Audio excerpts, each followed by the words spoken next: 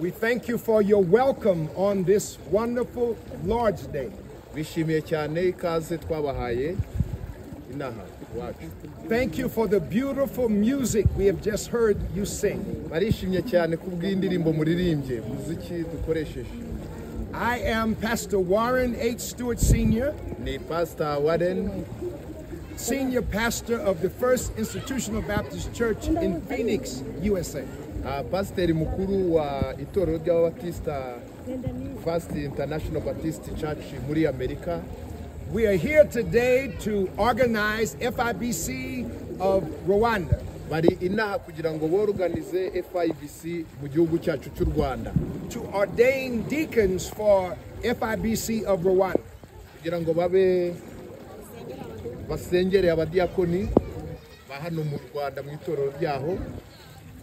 And most of all, to baptize new believers in the name of Jesus Christ. Let's praise the Lord for that. I want you to meet some of our team members. All of the team members, raise your hand. From the U.S.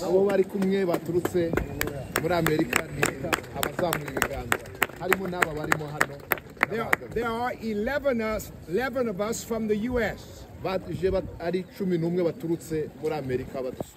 wife, Pastor Karen, would be here, but she is ill at the hotel.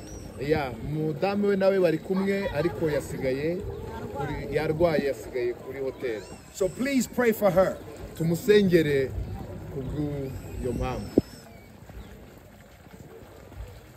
I want to read from the Gospel of Matthew. Jesus came and told his disciples, Matthew 28, verse 18 through 20.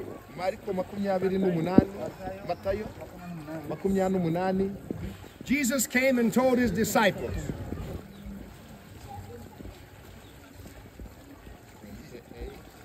verses 18 through 20. Would you go ahead in your language?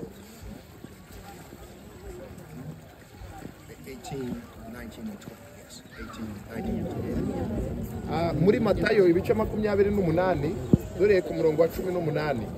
Nuko Yesu arabegera avugana nabo ati nabahaye ubutware bwose mu ijuru no mu isi.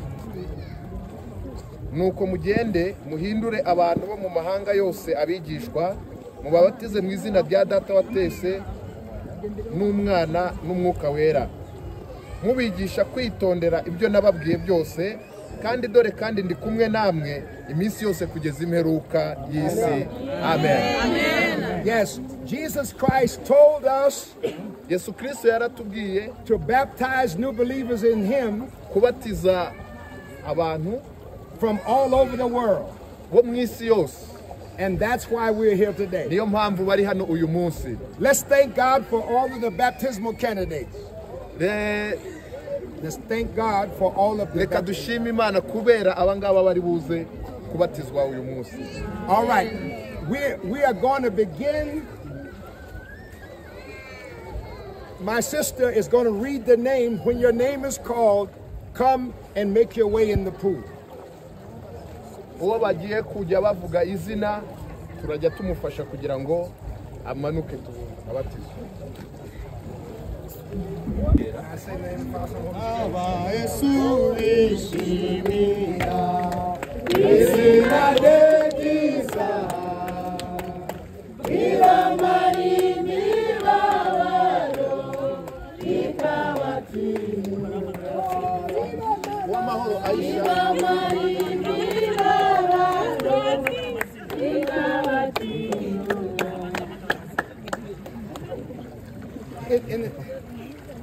By the power given to me by the Holy Spirit, I baptize this, my sister, in the name of the Father, and of the Son, and of the Holy Spirit. Amen.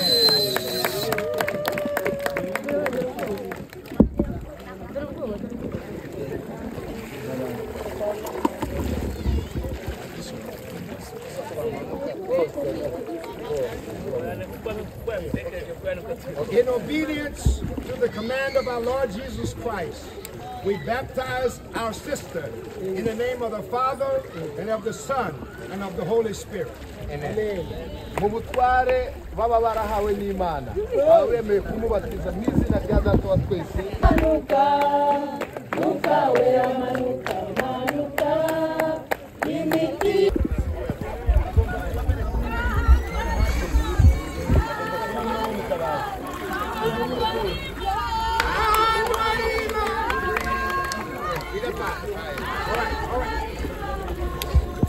Following the command of our Lord and Savior Jesus Christ, we baptize our sisters in the name of the Father, and the Son, and the Holy Spirit. Amen.